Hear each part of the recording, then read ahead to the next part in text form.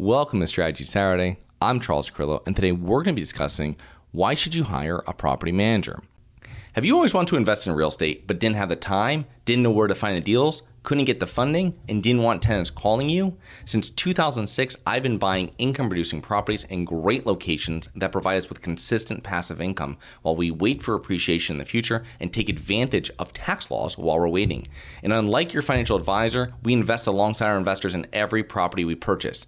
Check out investwithharborside.com. If you like the idea of investing in real estate, if you like the idea of passive income, partner with us at investwithharborside.com. That's investwithharborside.com. I was speaking to a new investor a few weeks back, and they were asking if they should hire a property manager for their first rental property, a 3-unit property that was located about 15 minutes from where they lived. And my initial response was that it depends. It depends on a number of factors, on the number of units you own, on your schedule, on your income from your main job, on your goals, on contractors and handymen you know, and the amount of time you want to spend on those properties. The main benefit of hiring a manager is saving time.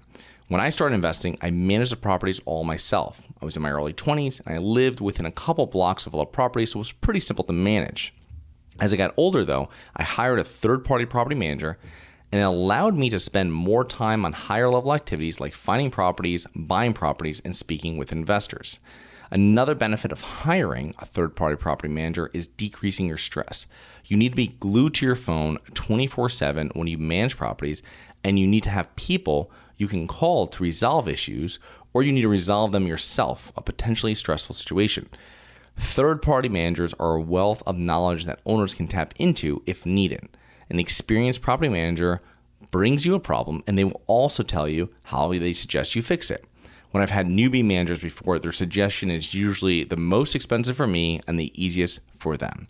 For example, calling a licensed plumber to snake a drain, where a handyman can easily do that for 1/10 of the price.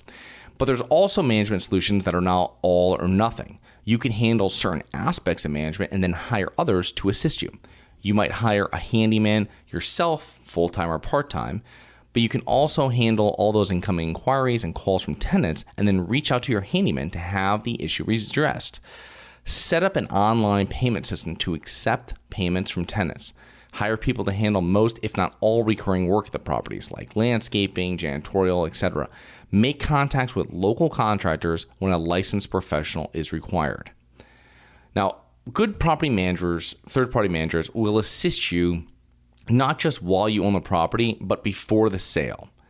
And they're going to tell you what you should pay. Is that neighborhood good? Are these expenses and rents in line with the market?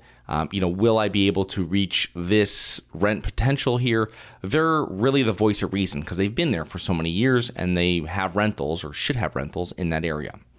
If your goal is to build a portfolio that you own by yourself or with a couple of partners, I would put management in place early.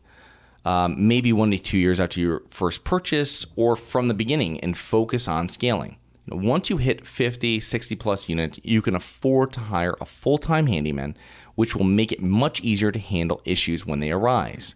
You put together an online payment tenant portal with your own handyman, and you will start to decrease the time per unit you are spending. Now, you will still need to visit the properties regularly, or someone else on your team will need to, because you need to see what is happening. And since a handyman is not always proactive, they're really just fixing things that break. The main point here is that if you scale, your management costs will decrease per unit, or they should decrease per unit if done correctly. If you do choose to hire a property manager, make sure you have all their free fees up front.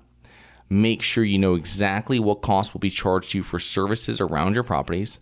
It's important to understand that no one is going to treat your property like you and the owner, and you will need to be comfortable with that. That is really the reality, and no matter who manages the properties, you need to perform asset management, which is managing the manager. I believe that starting with a third-party management company and then moving management in-house is a great strategy if you're planning on scaling your portfolio. Even self-managing is fine in the beginning. What you learn there will assist you throughout your life as a real estate investor. So I hope you enjoyed. Please remember to rate, review, subscribe, submit comments and potential show topics at globalinvestorspodcast.com. Look forward to 2 more episodes next week. See you then.